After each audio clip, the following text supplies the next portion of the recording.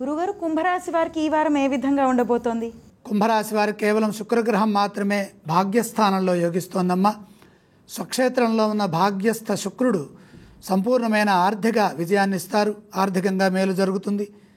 అయితే దానికి మీ శ్రమ కూడా అవసరం. మీ శ్రమకు తగిన ధనలాభం ఉంటుంది. రుణ సమస్యలు తీరుతాయి. ధనాన్ని పొదుపుగా వాడుకుంటే మనోబలం పెరుగుతుంది.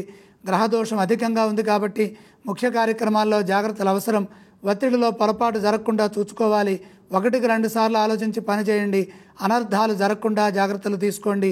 మిత్రుల సలహాలతో పనిచేస్తే విజయం లభిస్తుంది. బుద్ధి బలంతో ఆపదలను అధిగమించండి. పరిస్థితులను అర్థం చేసుకుంటూ ముందుకు సాగండి. సౌమ్యంగా ఉండాలి. శాంతంగా సంభాషించాలి.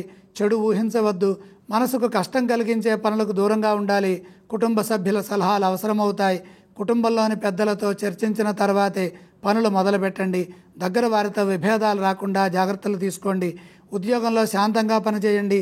కాలం అనుకూలంగా లేదు కాబట్టి ఒక మెట్టు దిగైనా సరే కార్యసిద్ధిని సాధించండి.